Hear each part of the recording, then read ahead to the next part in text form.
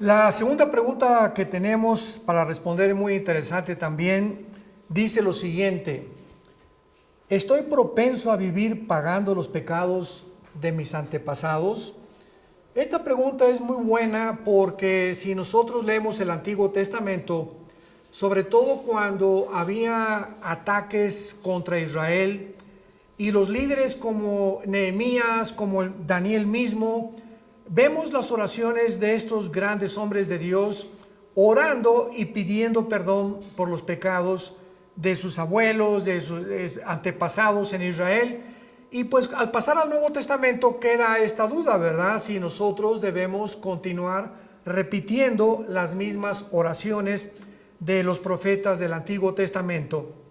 Sin embargo, en el libro de Ezequiel capítulo 18, encontramos en las primeras cuatro versículos estas palabras, porque Ezequiel ya comienza a abrirle el panorama al pueblo de Israel para explicarle de que ya Dios no va a considerar los pecados de los padres con los hijos, ni tampoco que los hijos sean culpables de los pecados de los padres. Entonces tenemos que estar viendo claramente lo que la Biblia dice. Vino palabra de Jehová diciendo, ¿qué piensan ustedes los que usan este refrán? Porque ya era un proverbio casi en Israel, sobre la tierra de Israel. Y este refrán decía lo siguiente: los padres comieron las uvas agrias y los dientes de los hijos tienen la dentera. Vivo yo, dice Jehová el Señor, que nunca más tendrán por qué usar este refrán en Israel. En otras palabras, ya estaban echándose la culpa, ¿verdad?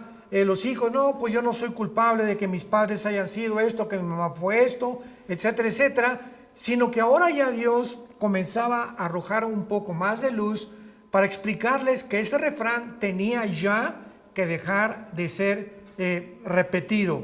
Y dice el versículo 4, porque he aquí, dice Dios ahora, todas las almas son mías, como el alma del Padre, así el alma del Hijo es mía.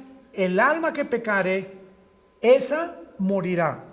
De ahí en adelante, Dios dice lo siguiente: todos estamos bajo una ley de responsabilidad individual, donde ya no se puede echar la culpa, por más que tú puedas haber dicho, pues mi mamá fue una prostituta, o me echaron a mí cuando era niño en un basurero, fui criado en un orfanatorio, mi papá es un narcotraficante, o era un asesino, o se casó 5 veces, o mi papá me violó, o mi abuelo me violó, etcétera, etcétera.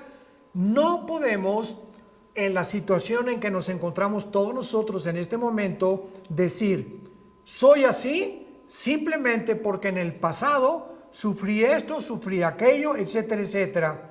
Y dice en el versículo 20 del mismo capítulo 18 del profeta Ezequiel: el alma que pecare, esa morirá. El hijo no llevará el pecado del padre, ni el padre llevará el pecado del hijo. La justicia del justo será sobre él, y la impiedad del impío será sobre él.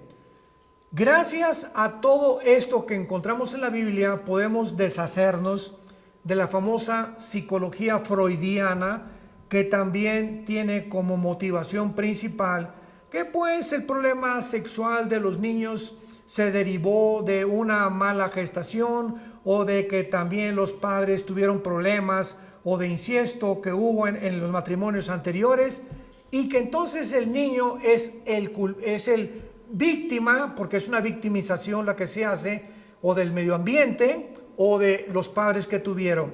La Biblia es muy clara, todos ustedes que nos están escuchando, todos nosotros somos responsables de las decisiones que vayamos a tomar. Las decisiones de tus padres, hayan sido buenas o hayan sido malas, tú tienes ahora la gracia de Dios, porque la gracia de Dios es más grande que cualquiera de los pecados que pudimos haber heredado, o de las maldiciones que pudimos haber heredado. Tenemos a Jesucristo como nuestro Señor, al Espíritu Santo, tenemos la palabra de Dios para comenzar a cambiar y ya no cometer los pecados que nuestros padres o nuestros antepasados cometieron.